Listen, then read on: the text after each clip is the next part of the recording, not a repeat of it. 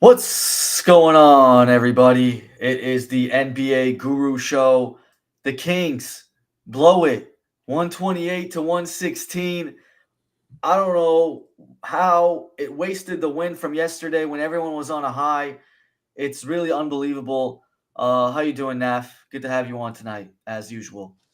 Yeah, I mean, yesterday you got ahead of it. You said if the Kings, the Kings was a good win versus Cleveland yesterday, but you did say if they lose today, then yesterday wins means absolutely nothing, which is exactly what happened. And man, today's game was interesting. A lot to talk about from today's game.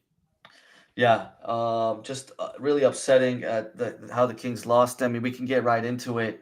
Um, man, just the Kings were started off so nicely. They had a nice 11-point lead after the first quarter, score 39 points, almost 40 in the first quarter, and then second quarter they play pretty well for the first part of the second quarter, and then it just goes downhill from there. The lead goes to 9. I think the Kings had a 19-point lead at one point, and then they had a 9-point lead at halftime. Then third quarter they got run out, 73 points in the second half by the Bulls, and just ugly stuff. As usual, I've come on every show and I look at the 3-point shooting percentage of the other team that the Kings are playing, and it's again above 40%. It's like the fifth or sixth game in a row. I don't get how they don't improve on it at all. I feel like they can. I mean, God, what's happening?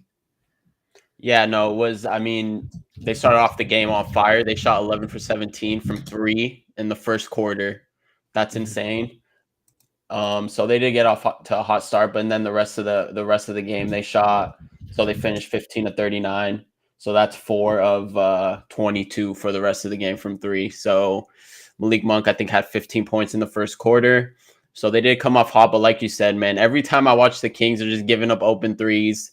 Kevin Herter, revenge game, definitely. He came to play. He hit a Yep. couple daggers at the end, which was Mhm. interesting. I mean, the big reason I think also they did start off Doug Christie. I think, man, that was a coaching clinic by Billy Donovan. Man, he just coached laps around Doug Christie. That Yeah. both team played hard, and they did. I mean, if you watch them, that's a well coached team. They might not be obviously they might not have the best players, but you could They tell Billy hustle. Donovan. I mean, that's why he's a Hall of Fame coach.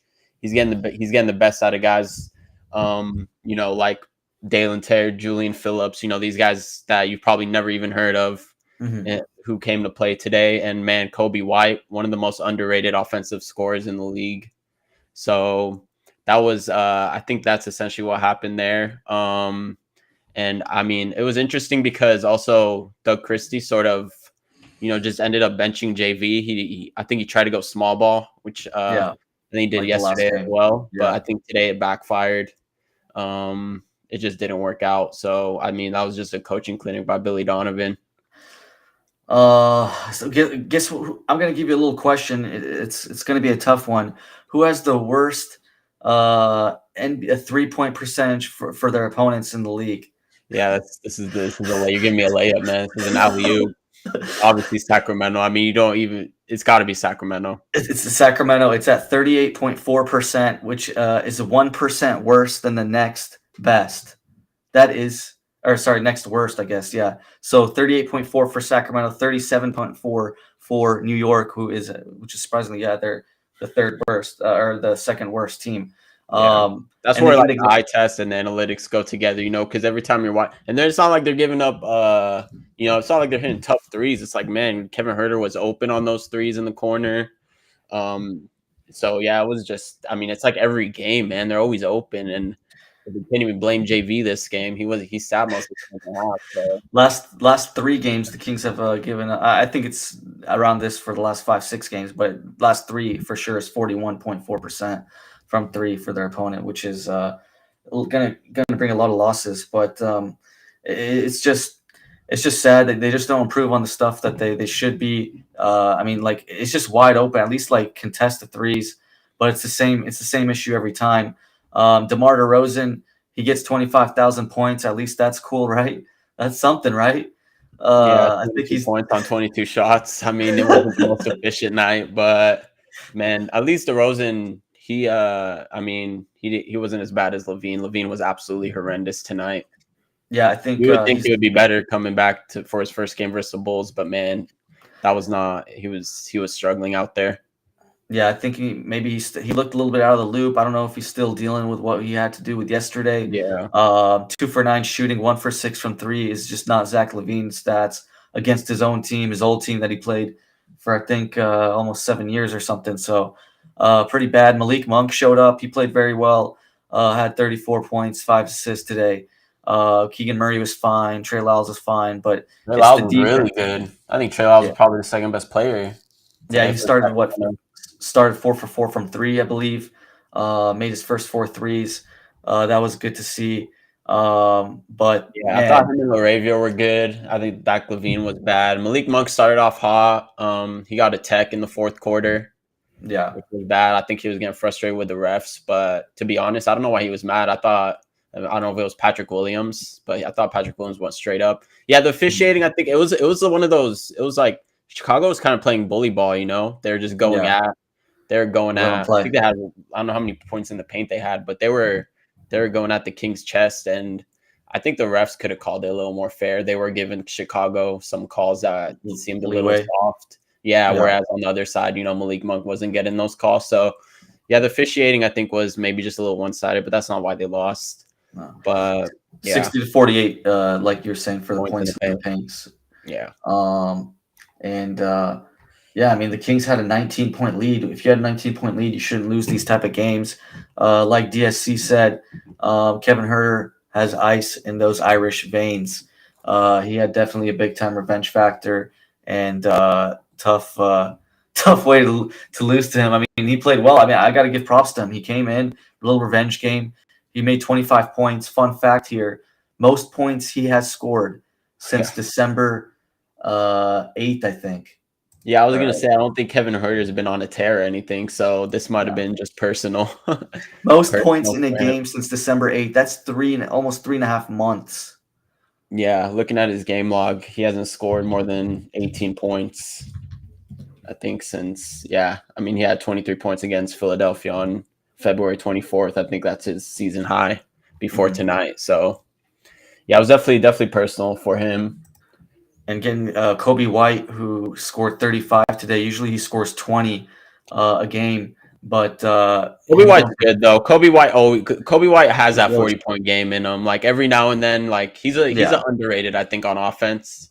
He's a good yeah, offensively. shooter. Yeah, he knows how to use his body and his angles well. Got to the free Good throw line finisher at the 14 rim. times. Huh? 14 times to the Free line throw. today. Yeah. He knows how to use his body, man. He's a good finisher at the rim. So I like Kobe White. I think he's a good player. Yeah, Devin Carter, not as good of a game as he had yesterday. Devin Um, Carter needs to fix his shot. I don't know what's going on with his shot, but it's about his 15, shot, 50 feet in the air. yeah. I think the form is fine, but I don't know. It just doesn't. His shot just doesn't fall for whatever It's a reason. Every rainbow. time he shoots, oh, it's a rainbow. Yeah, it is a It's a, rainbow. it's a rainbow shot, 50 feet in the air. I don't know why he has so much arc in it. Just put it down a little bit, Well, man. he has so much iron because he's not tall. Sometimes he is. Well, today, I mean, when I saw him, he was shooting over taller defenders. But I guess is that how he typically shoots like that? Is it Yeah, always a he rainbow? always shoots a rainbow. And I mean, he's not. Yeah, he's a little bit on the shorter side, but even the shorter players don't have that much of an arc. Like, That's true. It depends on who's guarding you, I guess. But yeah, he was every time he shoots, I feel like it's not going in. yeah, And, I mean, he got more minutes yeah, than Keon Ellis, so I was surprised looking at that. Keon yeah. I Ellis mean, didn't do much. I think Keon Ellis had like two shots. I think they were both threes. Yeah, right. Yeah, two. Oh, a two from three. That's it for Keon Ellis. So I don't know yeah. what's going on there. I They're mean, trying to give more of his minutes to Devin Carter. yeah, he's. I mean, Devin Carter's 6'3". I mean, it's not that short. Malik Monk is just as tall as him, and he doesn't have an arc like that. He's got to change it up in the offseason, I think. He's got to adjust that because I just don't like him. DSC makes a good point. His shot is like, from the hips, kind of. It's a low shot for sure. Low But set point. Yeah, it's a low set point. That's fine. Just doesn't need that much arc though. It's a little bit of a slower shot as well. It's it not is super slow. fast like Yeah, it Curry's. is. It's not a quick release at all. Yeah, which is weird because when you shoot lower, it's supposed to be a quicker Supposed to be release. quicker. Yeah, yeah, Yeah. yeah. Like if you look at But Steph Curry, like his set point actually went. It used to be higher, yeah, so he's actually lowered it, but his releases was quicker throughout the years compared to when yeah, he came in the league. I mean, if you look at the Steph Curry shot, look at his shot like in his rookie year, his set point is like up to here, whereas now it's yes, slower, but he shoots it way quicker now, and he has to because if you're a shorter guard, yeah. you have to shoot it, you have to release it quicker. So Devin Carter definitely needs to get Curry's number, or his shooting coach's number, or something. um, Flores wanted a couple top three reasons. I mean, we said it, man. Defense, 3 pointers, not as much energy as the other team. And the Uh, offense, I think, it gets a little hero bally. I oh think at yeah, the end there, between like it's sort of like a your turn, my turn between Monk and DeRozan, and everyone just standing around. So I don't know why it stagnated because they weren't playing like that in the first quarter. So to just to go to that, get away from it. Yeah, yeah, they get got away away from from it a just little bit. Yeah, they tend to do that. I mean, it's just some games they have the ball movement, some games they don't. Like yesterday, they had the ball movement. I don't know if it's a Levine's back in the lineup, so he's got to get his shots too, kind of thing.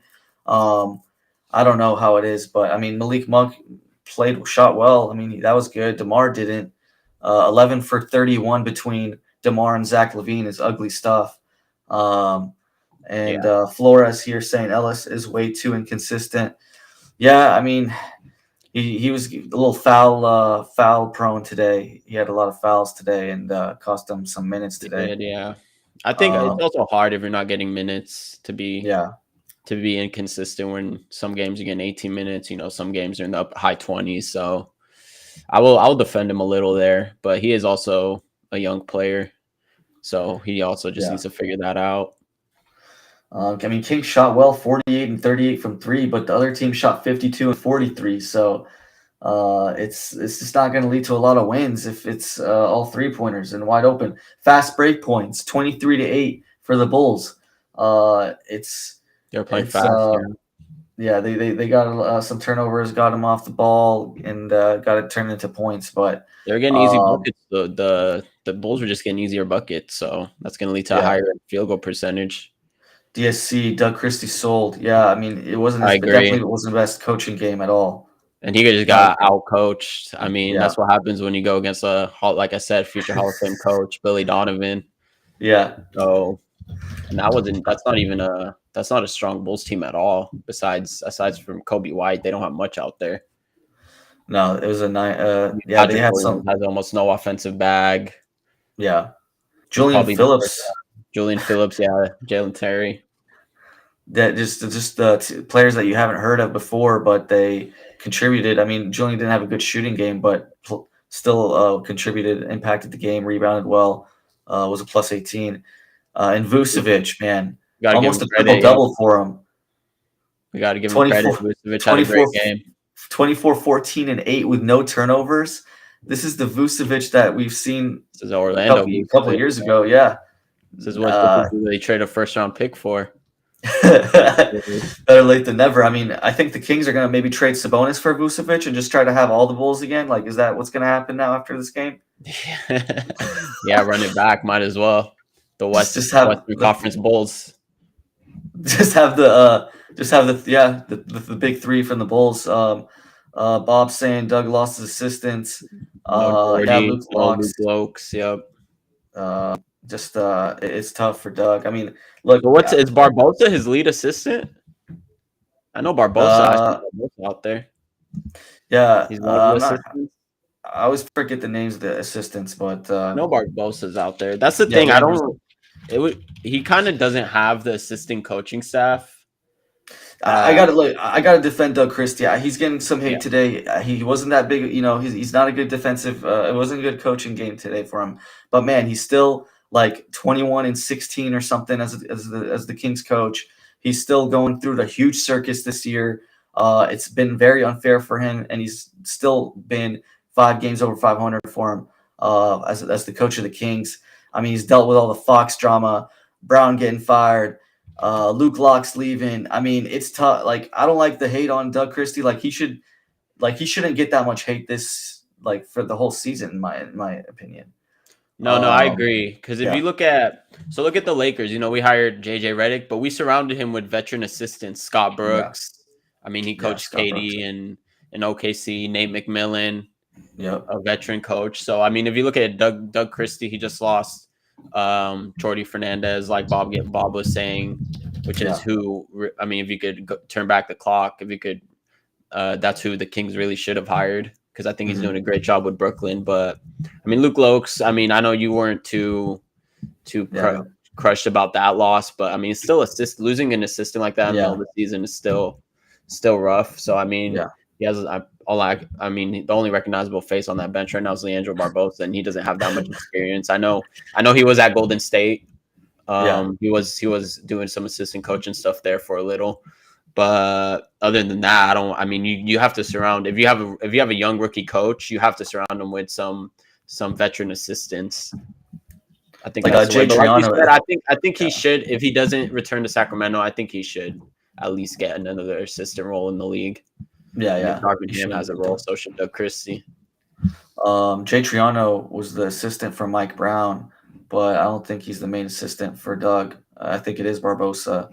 DSC Yeah, because also. when I'm watching the game, Barbosa's Yeah. always standing next to Yeah, him. he's falling He's to the like, refs and stuff, and it's like yeah, stuff. he's like a second hand man. Yeah, which is pretty cool. So maybe Doug Christie, it's like a player to player thing, right? Maybe he's trying to get this other player coach to become get higher in the Like I rankings. said, yeah, I mean they play hard, the Kings, like I said, but it's just more of I think it's an X's and O's is where Doug Christie gets lapped when he goes up against these coaches. Well, it's tough because the type of offense that we run is sort of hero ball. It's let DeMar cook, let Zach LaVine cook. I mean, and it's tough without Sabonis. He sometimes facilitates, gives us screens, gives us a little bit in the flow of the offense and stuff. But still, no excuse to face this team at home and lose like that. It's tough, and it's just tough. Yeah. You know, we didn't go anywhere yesterday. I mean, I know we had a back to back, but No, it's. I mean, I think the Bulls had a back to back too. So yeah, but no, I mean that's not an excuse to blow a 19-point lead. Like you said, honestly, hero ball is fine if it's like the last 2 minutes of the game, if it's clutch time. But if you're doing it the entire, quarter or the entire second half, unless you have someone like, I don't know, prime James Harden or something, then it's just right. it's not gonna work. Or a creator like that. And that's the thing. But if you're doing it with if you're doing hero ball with Malik Monk or DeRozan, I mean Malik Monk has gone better at creating, being a playmaker, but DeRozan isn't that type of playmaker. So Right. yeah, it's hard. Yeah, it's a tough loss. I mean, the only bright side is DeMar getting 25K, but that's still not. It's nothing to be He's crazy only 100 about. points 27. behind Curry. That's crazy. Yeah, 27. I You think know he's that? 27th ever, and I mean, Yeah, 27th ever. Curry's at 25,100, and Curry just got 25K the other day. are we putting him in the Hall of Fame? Good question. The problem is they put anyone in the I basketball. know, but this guy hasn't won anything. He has That's not won anything, man. Those Toronto series were embarrassing when they went up against LeBronto. Yeah, And then the fact that they ship him off and immediately win a ring with yeah. Kawhi, not a good look. But I think you have to, man. I think DeRozan has been doing it for too long. Been too good for too long. 6 All-Star appearances. I mean, I think I think his numbers will back it up, especially if you look at who's in there. I think he'll definitely have better numbers. And I mean, he I would prefer a stricter criteria to the Hall of Fame, but the fact that it's so loose now and they have players, I would say he's for sure a Hall of Famer. That's pretty crazy. Yeah, it is true. They put anyone in the Hall of Fame, and he's just been such a good mid range player. He's been durable. He's been playing in the league for so long. I guess you got to just based. I mean, I wouldn't, but just based on how they've been doing it for the the Hall of Fame, then you got to you wish the criteria would be a little more stricter. Yeah. So that's just something to think about there. But I mean, should we get into it? Do we get into it right now? The standings now. With that loss, they're 35 and 34. Okay. So I mean, they're still pretty much locked into the 9 seed. Yeah. But yeah. I mean, ninth we seed. could get into it whenever you're ready. I just wanted to remind people they're still in ninth seed. Yeah, Suns and Mavericks with 27 or 37 losses each. Yeah, we've been saying all along, we think that they're just going to keep that ninth seed and call it. And play Yeah, we Phoenix in think the that first 9-10 round, is locked. Yeah, between it's going to be Phoenix, Sacramento, and and then play the Clippers or Wolves in the second game if they get there. the Bucks game will be interesting. We'll see if Giannis and Dame or if they both play. So Oh yeah. that'll be a big game on Saturday. Naf here saying Naf is right. Yup, he's going to the Hall of Fame. Flores saying he's going to go to the Hall of Fame. It's unanimous. He said that he would have rather won this game and lost last night.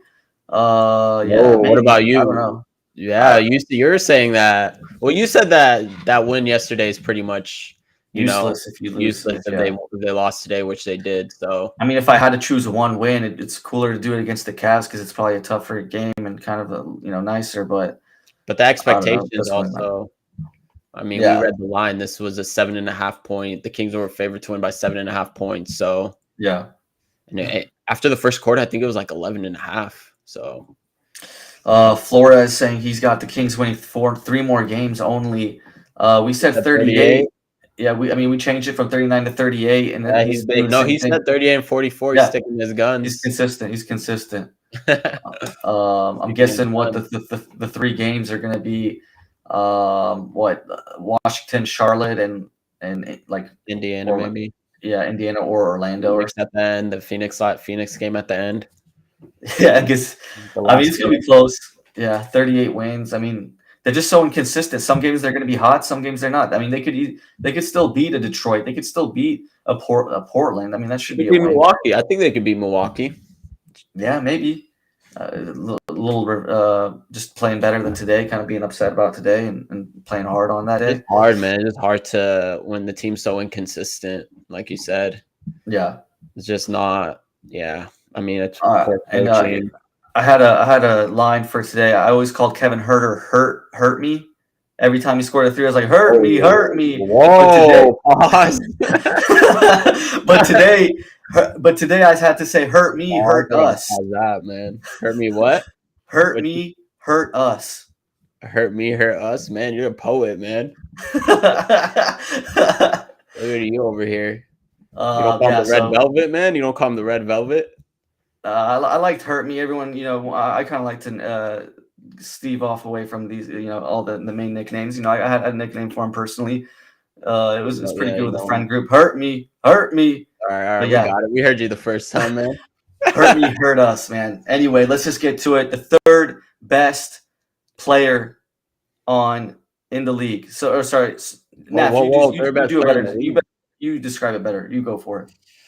Okay, so this has been a topic recently. If you follow the NBA, general media, news outlets, whatever you may be, the best 3rd option in the league, which it's hasn't really been defined. People just say 3rd option, but we're gonna go with 3rd option as the 3rd best overall player, or the 3rd best overall player on that team. Who is that, and who has the best one in the league? So we got our rankings 1 through I went 1 through 10. You went 1 through 5. I mean, we have some honorable mentions. Right. Obviously, Sacramento has a good trio, so they'll obviously be talked about. But yeah, I think. Do you want to go 5 through 5? You want to count down, or do you want to start at the top? Yeah, I mean, we'll go through 5. We'll go through 5 each. We'll say our 5, and then we'll say our 4, and we'll just go through it like that. How about that? Yeah, that works. All right. You want to go with your number 5 first? Okay, so let me see. Let me just make sure. Number 5, I will go. Okay, I'm looking at the list here. I didn't really have, I did consider Draymond Green there. Okay. But I'm going to go with Desmond Bane, averaging 19 points, 6.3 rebounds, and 5.5 assists. I mean, you saw what he did against Sacramento, 7 of 7 from 3. Yeah. Obviously, he's the 3rd option behind Triple J and John Morant. And I think a lot of people actually have Desmond Bane in their top 3. But for me, I would put him at 5. I just don't think. Okay. I think if he was if he had to be the number one option on a team, I think his efficiency and numbers would dip a little. Okay. I like that pick. I like him. I'm gonna say something that it might trigger you. It might trigger you tonight. Let's hear It's it. gonna Is it this your might be number tough for you to five? hear, huh? Is this your number five? This is gonna be my number five. Look, and I want to say the top five third best players on a team are all really good to me. I think the five is relatively somewhat, I don't think it's super hard to choose from. That for at least for my five, they're all really good, and it was a tough decision. All right, so this fifth player might be really good, and people might have them in their top 2, 3, 4, whatever. But I'm gonna go with Mr. Austin Reeves at 5. What? This Yes. is blasphemous, man. Oh my god, I cannot wait to see the rest of your 4. This is absolutely insane. Go ahead, make your case. Make your case. Look, it's not even. I can't even make the case that he's bad or anything. It's just the other 4 that I have are a little bit better. I'm getting. This is an overall best player, and his defense is what's taking him a little tanking him a little bit. Okay, that's one of the main reasons. The 4 that I have are both good on offense and defense. Okay, so that's why I got Austin Reeves at 5. Great playmaker. He's scoring 20 a game. He's really a good player on the Lakers. I just got 4 better than him. I mean, it's tough to say, but I got 4 better. Yeah, I think that's ridiculous. I do agree though. His defense is lacking, but Yeah. I think his offense more than makes up for it.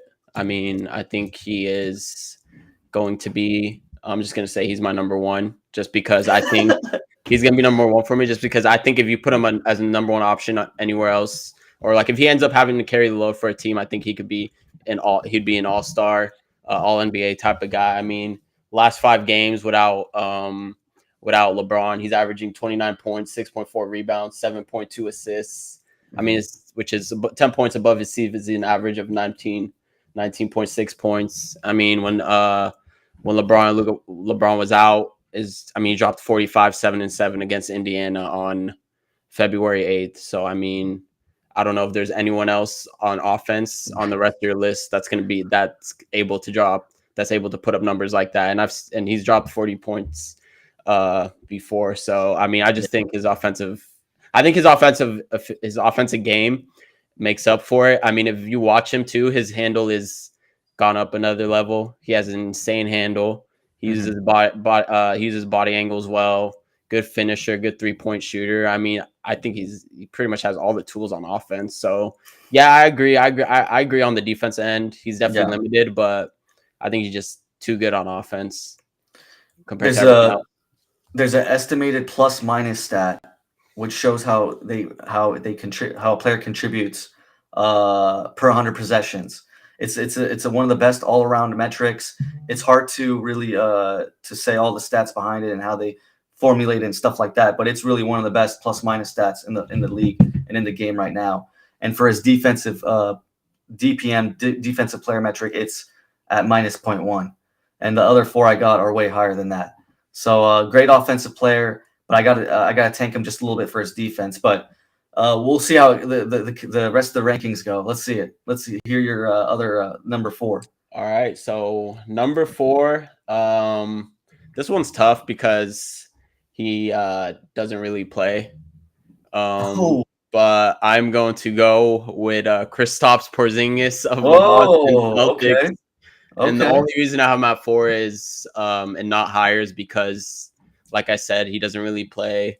He's averaging 19 points, 6.8 rebounds, and 1.9 assists, but he's only played 34 games. But like you said, when it comes to defense, he's that anchor at the rim. He could affect every shot. So for that, I have to just give him the 4th spot, even though his injury record is definitely a problem. But and then you could also argue who the 3rd option is on Boston. I know a lot of people say Derek White. Some people say Drew Holiday. So that's another discussion. But I'm giving it. I think Kristaps is the third most important player on the team. I don't think it should be a debate. I think it's Kristaps. I don't think it should be a debate at all. It's Tatum, Brown, Kristaps. He's the defensive anchor. He's scoring the most points out of those 3 players you mentioned, and I think he's probably rebounding more than them as well. and blocking shots, and his efficiency is out of this world. So we got to give props to that. And I actually have him way higher than 4 than you have him. Oh, okay, okay. But I think you could say like the Celtics can't win the title without Kristaps. I think that's how important he is. I think he means that much to them. So I think for that reason he has to be their third best player. Even though obviously Derek White's having a good season, but he's averaging 16.7 points, 4.4 assists, and 4.4 rebounds. Obviously he does play more games. So, but I just don't think Derek White is as important to the Celtics as Kristaps. Yeah, I feel it. I feel it. He's definitely in the top 5, and I got him a little bit higher than you. So I'll make the case when I get there. But if you guys want to like, subscribe, I'll do all that stuff. We got Spotify, we got Apple. Follow us on those platforms. YouTube, if you guys can like the like button, do all that fun stuff. We appreciate it. We got someone here saying, Naman Gupta, this pod is fire. We like to hear that, and we appreciate those comments on here. We're doing the big time rankings. Comments in the chat. If you agree or disagree with us, let us know. We want to hear the feedback. Hey, yeah, Austin Reeves at 5 is kind of a hot take, so we want to hear the opinions because I have Austin Reeves at 1. He has him at 5. So Kristaps shooting 39% from 3 is crazy work. 48 from the field, and 2 blocks is just crazy. So we got to give props. That's crazy. All right, so I got my number 4. It's Desmond Bane. I got him a little bit ahead of Reeves. He's scoring almost just as many points as him. His defense is way better than his, and he just makes just as well as him. I mean, he's getting those 6 rebounds, 5.5 assists, almost basically the same as Austin Reeves, but he plays way better defense. And that's basically why I put him ahead of Austin. I mean, his defensive plus rating is at a it's not that much higher, to be honest, but it's 0.6 instead of the minus 0.1. So we got to get that. I just think he's way better. Just using the eye test as well, that his defense is much better than Austin Reeves. Had to put him higher, and it was a good. It was close. I mean, you had him in your list as well. I did. I just don't think that his offensive game is anywhere near Austin Reeves. So I think for that reason, I think it's ridiculous to have him over Austin Reeves. I don't think he could be a triple-double threat like Austin Reeves would be on offense. I will say maybe his 3-point shooting is definitely better, and like you said, he's a good defensive guy, moves laterally much better, and he's a much bigger body on defense. So that is, I mean, obviously he's a better defender than Austin Reeves. I'm not going to argue that, but what about his efficiency? The efficiency is not close either. The defensive efficiency? No, the offense. Three-point shooting and field goal. What about that stuff? Percentage? Yeah, we got 45 and 36 for Austin, and we got 49 and 39. That's a decent gap. I don't think it's. I mean, I think Austin makes up for it with the playmaking. I think Baines is. I did say Baines is a better 3-point shooter. I will give him that, but I don't think. And also, I think also the type of shots Baines doesn't really take I don't think he takes as many tough shots as Austin Reeves does from like the midi or stuff like that. So I think that for that reason, he probably has more dunks and layups that contribute to his higher 2-point percentage at least. So for that reason, I wouldn't look too much into that. The Austin Reeves hype is getting way too much. I had to put him at the 5. It's getting way too much. The media's been posting him up so hard. You're trying to zag too hard. Doncic and LeBron are getting all the hype. They're raising all the Lakers ratings, and then Austin Reeves is just getting in there.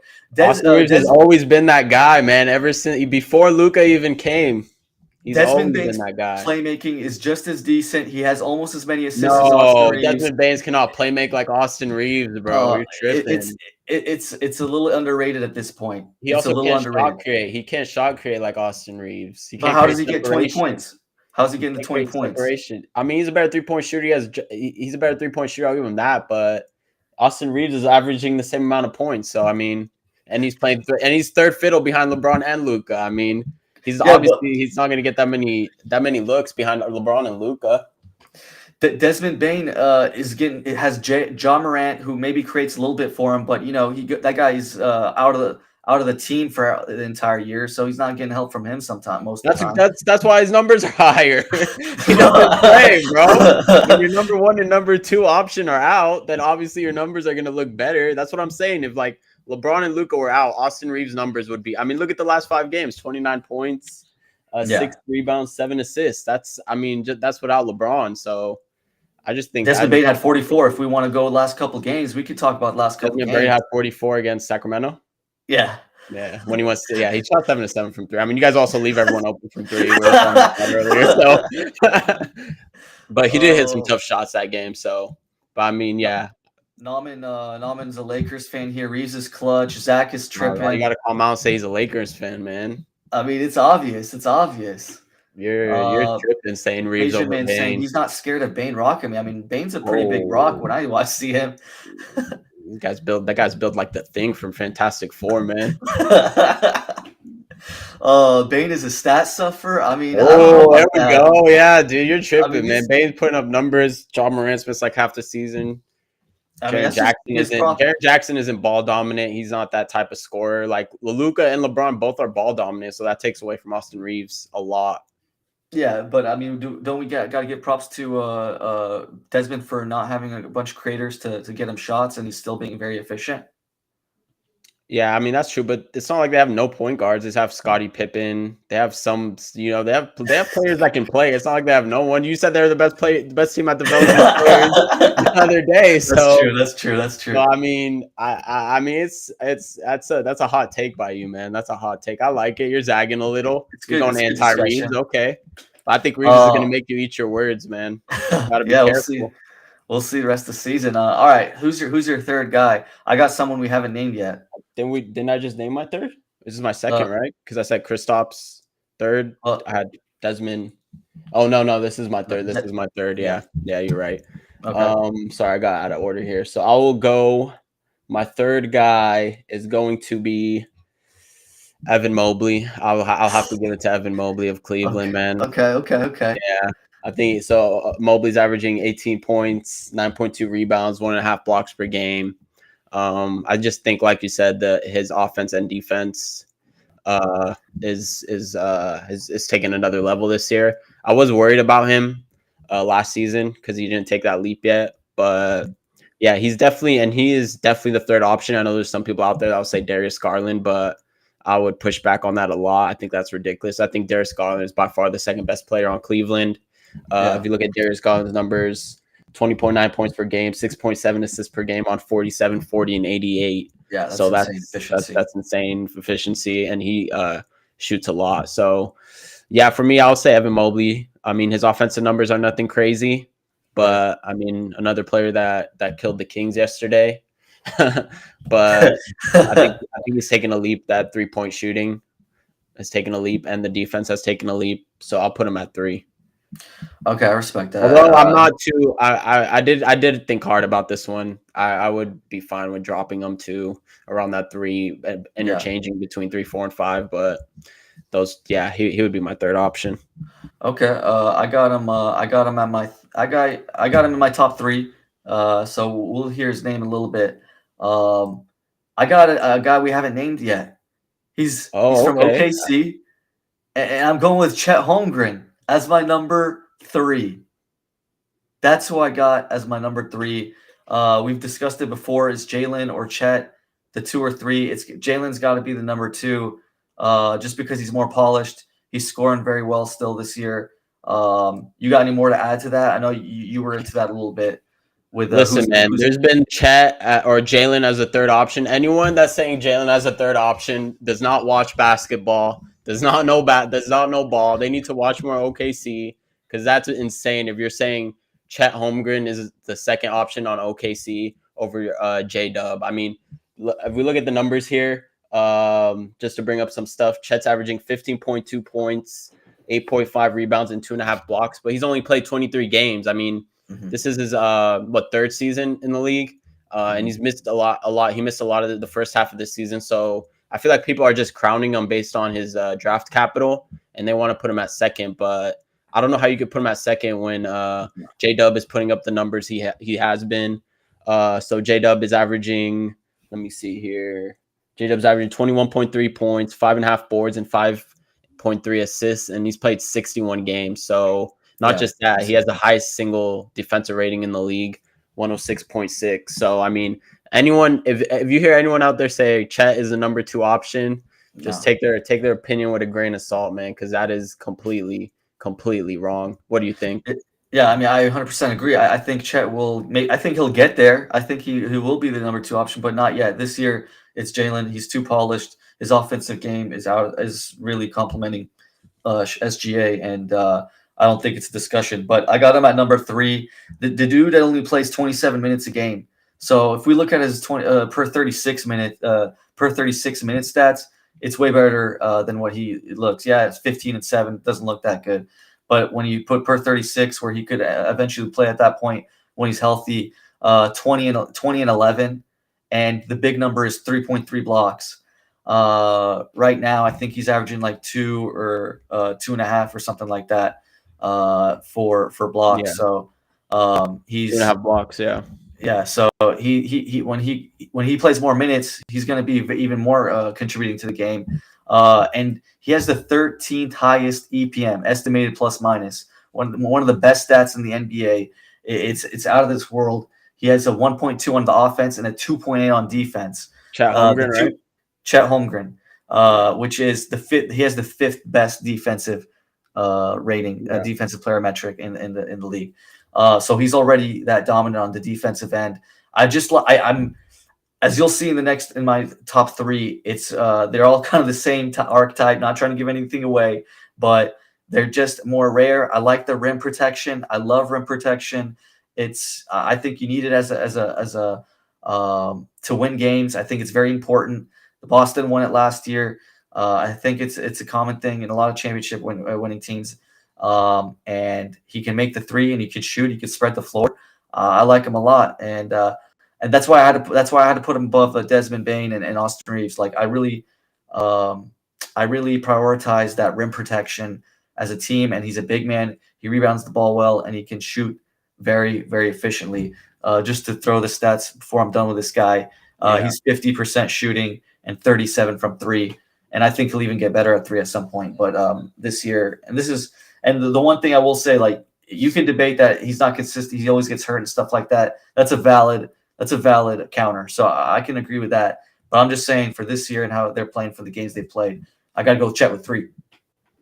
Yeah, I mean, I got Chet at 2, so for all those reasons. Okay. So, I Okay. mean, what a nice segue. My beef was just with the Chet being the 2nd option. I don't think he's there yet. Yeah. I think he will eventually get there. I agree with you. I think he has all the tools. I mean, obviously, I think he's been an anchor for them on defense. He's been big. They didn't have him all last year, and you could tell that they've taken a huge leap with him this year. So that's why I have him. For all those reasons you just laid out my case, that's why I had him at 2nd. So, but I mean, it's crazy that him and J-Dub were drafted in the same class. I think J-Dub was the 12th pick. He was the 2nd. So, but I think J-Dub has just played more games, so that's why he's developed quicker and faster, and that's why he's right now on the pegging order in OKC. He's behind Shea, and then I would put Chet 3. And like you said, because of all those numbers, I would have him as my second on the 3rd best option list. I respect it, man. That's pretty. Who's your second? Who's your second? I'm curious to hear your top 2. Well, you already mentioned the 2 that I had there. That are my 1 and 2, but my number 2 right now is Kristaps. Oh wow! I'm putting him very high. He's averaging 19 points. He's averaging 7 rebounds and 2 assists, and he's shooting 48 and 39. I just love that efficiency, man. I was raving about Chet doing 50 and 37. This guy's doing 48, a little bit less, but 39 from 3. And he's scoring 19 points a game. So, I mean, it's the same stuff as the Chet stuff. It's just a nice rim protector. He's can shoot very well. He spreads the floor as a big man. I just think that's such a it's such like an archetype to have. Just a really good big man that can spread the floor and like he can rim protect. I think it's like a cheat code right now. I really think like all the best teams in the league have that archetype. Cleveland, Boston, OKC. I don't think it's. I think there's just a common thing that all these good teams have. Yeah, that defensive anchor. So where do you have Rudy Gobert then? He must be number one for you. No, I got a better one at one. But I just one more stat here per 36 because Kristaps only plays 29 minutes a game, and he's doing this kind of efficiency and points. So if we go to the per 36 here, it's a little bit better. And you know what? I'm not going to bore everyone with these per 36. They just got to trust that. No. I think the problem with Chet and Kristaps is they've played a combined. Well, I mean, Kristaps played 34 games. 34 games. Played 23. Yeah. That's a combined, 57 games. So I mean, between them two, so that's I mean, they say availability is the best ability. So I think that's why a lot of people don't have them ranked so high. Yeah. And I think their offensive game, because I think when people do these third option things, they're kind of just doing best offensive game. Yeah. So they're not really like the way we're doing it. We're doing a little twist on it. We're doing the best overall player on the team. We'll name some honorable mentions too at the end and stuff. Yeah. We'll name some honorable mentions that have been, been tossed around here on NBA media, but I think that's the biggest knock. I mean, 57 games combined between the two and 80, and we played already almost 65, 70 games. That's not a good look. But like you said, I mean, having that defensive anchor, I think doing it on both sides of the floor, I think that's why we have them so high. Yeah. And I guess I can guess your number one now that you haven't said him yet. I already told my number one. I mean, come on, Austin Reeves. I think we've spoken plenty about Austin Reeves. I don't want to beat a dead horse. I mean, this is the biggest discrepancy I think me and you have. Yeah, that's good. So I think that you're just not high on Austin Reeves as I am. I've always been high on Austin Reeves ever since, even when he was playing in the Western Conference Finals a couple years ago. That was sort of when you really his coming out season. Yeah. But you could just kind of see the ball handling skills, the shot creation, the shot playmaking. And I just feel like also if he was the number one option on the team, I just feel like he would be an all-star, borderline third all-NBA guy. So that's just how high on him I think I am. But then again, I'm a Lakers fan, so even though I'm usually not biased for the Lakers, I know our fan base can be I actually grill our fan base a lot just because they can be so biased and ridiculous when it comes to our own players. Yeah. Like Taylor Horn-Tucker. I never understood why Lakers fans would hype him up. Yeah. He was never someone I rated. So, but Austin Reeves is different. I think he's actually worth the hype. So he's my number one, even though, like you said, the defense he does get blown by sometimes on the defensive end. But I think you can, if you put four guys around him, you can hide his defensive deficiencies. I mean, for sure. So that's why he would be my number one. But let's get down to your number one. So just to be sure, why don't you say your top five real quick, just to make sure we're all right. So number one, Austin Reeves. Number two, I had Chet. And then number three, I had Kristaps, I believe. Right? You had I think you had Mobley. Mobley 3, Kristaps 4, and then Desmond Bane 5. Yeah, there we go. I'm gonna see if I can put this up here, just to have your stuff right there. That looks right. Let's see it. You see it on the screen? Does it show up? No, I can't see the screen. Did you share screen? No, I mean no. Like on the like I put a comment here under your name. It says Nav. Oh, okay. But maybe it doesn't show. Yeah. Let's hear your number one, man. All right, number one, I'm going Evan Mobley. I'm sorry. I got to go with the defensive player of the year. Dude's averaging crazy numbers.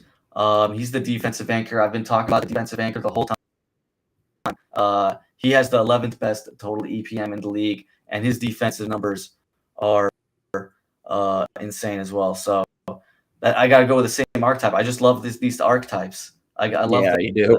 You got to type for sure. I got to type in this, and it's just rim protection. He's doing 19 points, 9 rebounds, 3 assists on shooting 57 from the field. Remember, we said Chet and Kristaps for 48 and 50. This guy's doing 57, and he's doing 38 from 3 as well. So he's still shooting lights out from the 3-point line. and it's the best team in the East, maybe the best team record-wise at least in the league.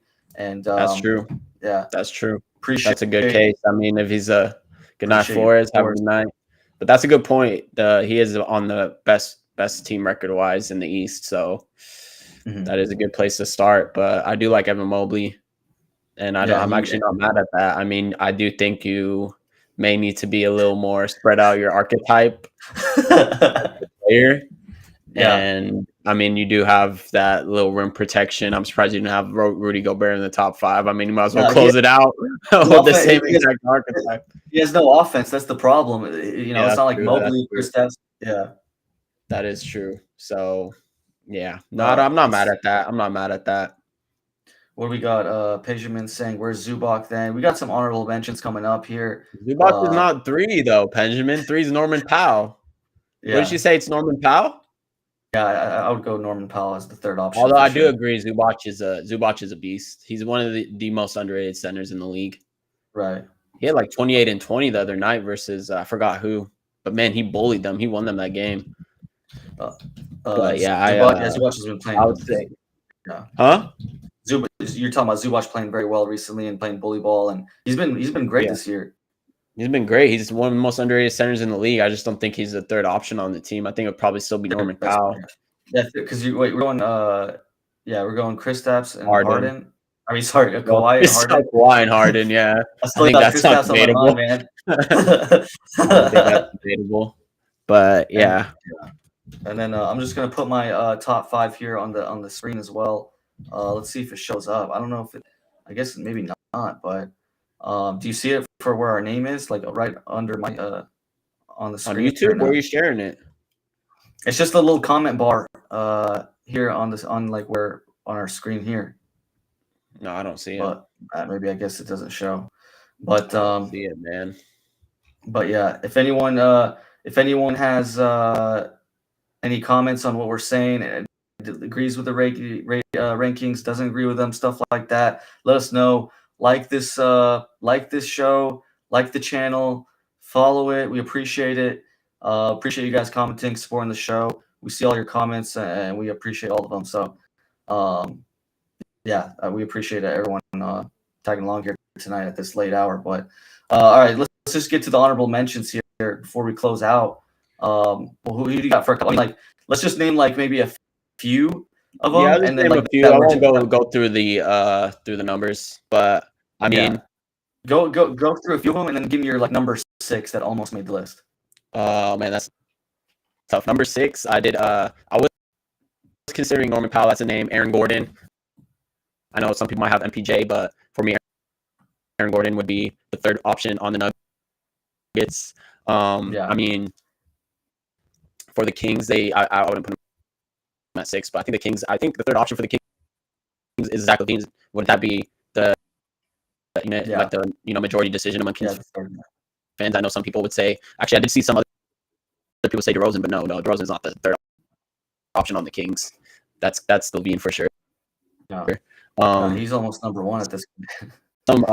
Some hot takes. I think Miles Bridges is probably the best third option on teams outside of the play-in. So I think Miles Bridges is the best third option on teams outside of the play-in. He's averaging 21 points, 7.8 rebounds. Oh, Miles Bridges. You talking about Miles Bridges? I thought you were talking about Michael. It's not Mikal Bridges. Miles Bridges. My God! I thought I heard that wrong. Now I had to correct it. I had to hear it a couple times. 21 points, 7.8 rebounds. That's a pretty hot take. And 4 assists. Yeah. So, Miles Bridges, and then I think Matt, you're might be tough to hear you. You're going on 3.5x right now with your voice. Is that better? Try to come back out, come back in real quick or something. All right, I'll let you name yours. Here's a couple honorables I got. It was either going to be Gobert or Randall, one of those. One interesting discussion we had was Ingram, Barrett, or Quickly. That was another big one. Who's the third or fourth option there? I don't know. It's probably Scotty Barnes number 1, Ingram or Barrett number 2, and Ingram number 3, and quickly 4. So I mean Ingram is probably the third option. I mean, he's pretty good up there too. We had Paul George is the third option. That's one right there, but he's been trashed this year. Miles Turner is another one. I think Naf mentioned as well. Michael Bridges, not Miles, but Michael. That's another one. That's another one that we had in the list. But for my number 6, if I had to do an honorable mention, I got to go with Draymond Green. I mean, his defense is still really good. His passing is great, obviously, and he just does all the little things. He's one of the smartest players in the league. I absolutely hate him. One of my least favorite players in the league, to be honest. I absolutely hate his personality. Absolutely hate the way he plays the game, and the way he talks his crap to the people in the league, and what he says in his podcast and his drama and punching players on his team, stuff like that. But as a player on the floor, I got to give it to him. I think he's the 6th best, 3rd best player in the league, and just obviously his defense. I mean, I'm going to say it. I think he's one of the best defensive players of all time, and I think he's one of the best, if not the best, defensive player of like our last 10 years. So I had to give it to him. Is your audio working better? well? Is it better? Yeah. Do you hear me better? Yes, I can. Yes, I All can. right. Yeah. So that's so yeah. You said Draymond 6. Yeah. One of the best defensive players of your generation. That's Yes. crazy. He is definitely up there. I guess you could say he's probably had the best longevity defensive wise, but peak wise, you'd probably, I mean, Kawhi, AD, I would probably take their peaks over Draymond's peaks. But yeah, if you're gonna argue longevity, if we're putting durability and how long their peak was a little bit too.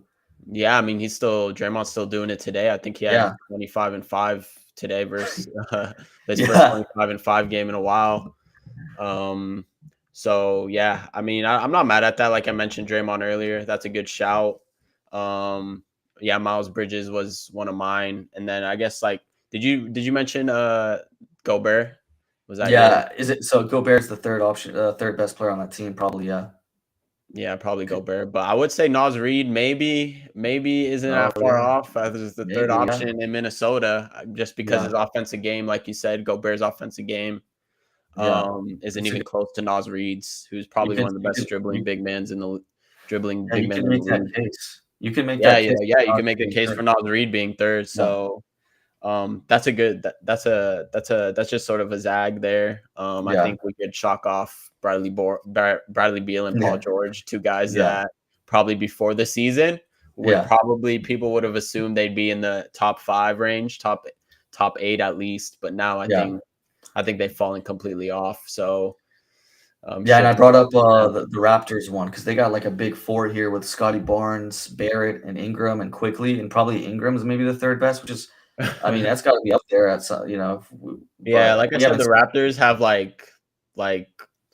I don't know, their 3rd best options are all their main options. So it's they're all interchangeable, I mean, obviously they have Scotty Barnes, but one thing I gotta say before we head out soon here, but there was one All-Star in my top 5, and I think your top 5, and that was Evan Mobley. He was the only All-Star for this 3rd best player, which is kind of. I mean, it's hard as a 3rd best option to make the All-Star team if you're behind 2 guys that I think Darius Garland and Donovan Mitchell made it this year, and Evan Mobley. So the top 2 guys in front of you are going to make it. Then it's hard. I mean, Kristaps, Chet, they just don't play enough games. Desmond Bane, he just hasn't put up the numbers to be an All-Star. But no, I mean, there's a lot of good 3rd options. So it could it's definitely an interesting topic. Did you mention I want to ask you, did you talk I think I heard you talk about New York Knicks. Who did you land on there? For OG versus Michael? Yeah, OG versus Michael. Yeah, I think I had to go I had to go Michael just slightly more. I think it's close, but I think Michael's the 3rd best on that team. I think he scores more. He's still a good defensive player. But I could see a zag. Do you got OG? I got a zag.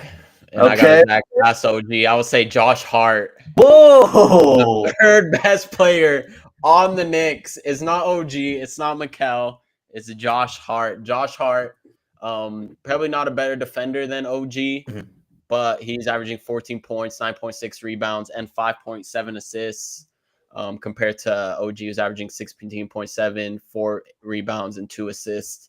So I think Josh Hart is underrated when it comes to that playmaking. Obviously, one of the best guard rebounders in the league. So I would actually say that Josh Hart is the third best player on the Knicks. And so, I just wanted that's another sort of zag, that the hot take that I'll throw out there. I know a lot of people would say Mikal or OG. I would probably rank between Mikal and OG. It's tough. Yeah. I think Mikal is better offensively, but OG is better defensively. So yeah, it's a toss up.